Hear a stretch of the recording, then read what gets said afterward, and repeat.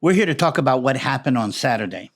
But before I want to do that, again, sometimes the Lord brings up these passages that kind of hit you in the brain, and this is the one that is relevant for today. And I'm going to go into Psalm 29, verses 4 and 5, just a short one. And it goes like this. There's a lot of different things here, but it goes like this. The voice of the Lord is powerful. The voice of the Lord is full of majesty. The voice of the Lord breaks the cedars. Yes, the Lord splinters the cedars of Lebanon. And I think that's what happened on Saturday. Welcome to the Balagan Connection, where we're going to break down the latest and most important events happening in Israel. And on Saturday, Israel and Hezbollah came dangerously close to the brink of a major escalation that might have even threatened into becoming a major Middle East war. What exactly happened? What did not happen?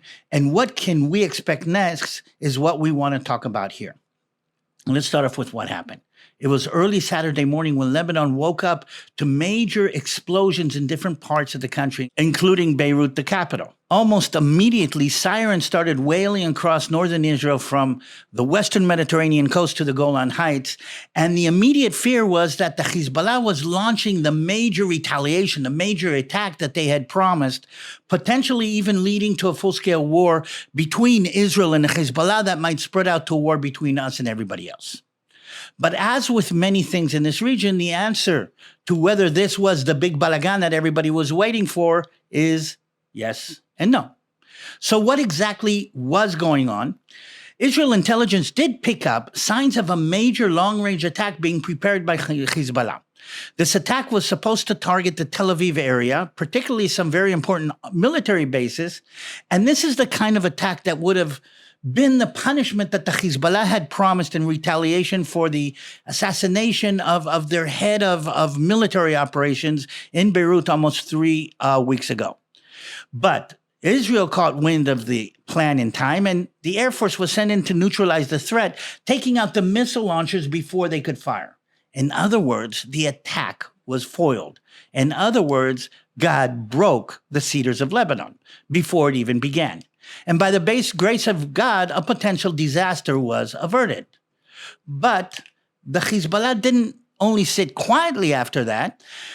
They fired about 250 short-range rockets into northern Israel. A sadly normal balagan, we're used to that. Out of those 250 rockets, Israel's Iron Dome intercepted probably about 230. The remaining rockets fell in open areas, causing no significant damage. But in a tragic twist, one Israeli soldier was killed when an Iron Dome interceptor, attempting to shoot down the drone, accidentally struck a small patrol boat off the Mediterranean coast. As a result of the rocket fire, Ben Gurion Airport was closed down for a couple of hours, causing a major balagan that lasted basically only a few hours, but will ripple out to a much longer period of time. So that is basically what happened. And now the Hezbollah has publicly declared that they had hit the high-value targets that they had wanted to hit in the Tel Aviv area, claiming that this is the end of their retaliation. They've done enough. But here's where the balagan starts, because the Hezbollah didn't hit any targets in Tel Aviv. The only significant damage in Israel was a chicken farm in a community called Mesilot, where approximately 50 chickens were killed. Yes, you heard that right. Chickens. And this has led to the widespread ridicule of Hezbollah, and in particular their leader, Hassan Nasrallah, who is now being mocked and referred to as the great killer of Zionist chickens. And social media has been, exploding with a lot of fun about that. This is a good example of the difference between their bark and their bite. But beyond the humor, there are serious questions about what this incident actually means in the broader conflict. And I'm sorry to say, it really doesn't mean all that much, because nothing really has changed. We're still in the same situation. For one, the situation in Gaza has now slowed to a war of attrition, if you can call it that way. And though Israel currently holds the Philadelphia corridor, which is the strip of land between Egypt and Gaza, they haven't fully secured the town of Rafah, which remains Hamas's main stronghold in Gaza. In the meantime, there's negotiations between Israel and Hamas that are being mediated by Egypt, Qatar, and the United States. They're still ongoing, though, according to what I heard about an hour ago, they've probably broken up. But neither side really seems willing to sign the final agreement that would lead to a ceasefire and a resolution of this whole issue, including the release of the hostage. Meanwhile, both Iran and Hezbollah, essentially two sides of the same coin, have stated that they're holding back their most significant military assets, waiting to see what comes out of these negotiations. This waiting game only adds to the tension and to the tenacity of everything that's going on. Everybody is on the edge, anticipating what might happen next. The United States of America is deeply involved in this process too. And as we speak, the United States Chief of Staff is in Israel, and Blinken, your Secretary of State, is shuttling back and forth between the key players trying to broker a deal. The U.S. stance has been made clear. They are prepared to support Israel in any defensive actions should Iran or others attack, but they are not endorsing or accepting any offensive moves by Israel. Now, this is a balagan for Israel because we need our enemies to know that we can hurt them. And if we can't offensively attack them, then they're just taking into consideration that they're the ones who decide when and what everything is going to happen. That is a problem for Israel.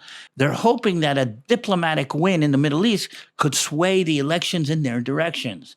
But as always in this region, things are never that simple. So that's the situation more or less on what's going on. On a more personal note, I just want to kind of put it together. Me and Christy are now in the States. We just got back from a vacation in Hawaii, and we'll be sharing a little bit. I'll be sharing a little bit of my experiences. Pearl Harbor was a deeply profound experience for me. We're back in LA. Speaking engagements are coming up, but it looks like the trip that we were planning to Israel this September will have to be postponed due to the whole balagan going on. So we'll be staying in the States for now with several speaking engagements lined up. And we are planning a trip to the Eastern Seaboard to share insights and the story of Israel with churches that have reached out.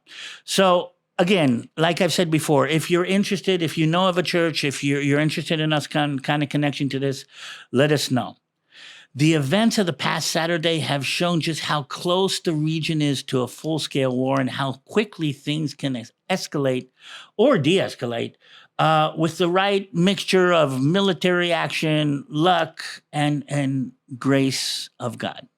The situation is all fluid right now, so I need you to keep Israel in your prayers. Keep Israel in your prayers. My family is still in Israel. My nephew is still in Gaza as we speak. And this situation is moving very, very quickly, and nobody really understands what the next stage is going to be. Only God knows how this is all going to play out. Like I've said before, okay, what I need you to do is remember us in prayer. And if you found this discussion connected, please subscribe and share and like this and get the story out to other people. We need to spread this kind of news to more people. And if you do want to support us either directly or you want to support different ministries in Israel, including ministries that are helping supply equipment for soldiers in Israel and support Israeli Christians, look at the link down below. Gihon Springs is the ministry that was created by Pastor Jeff Johnson that we're a part of. So if you want to support us or Gihon Springs, that's the way to do it. And we will continue to keep you updated on the latest developments in what's going on in Israel. Until the next time, this is DaviD TaL. This is the Balagan Connection. Hope to see you soon.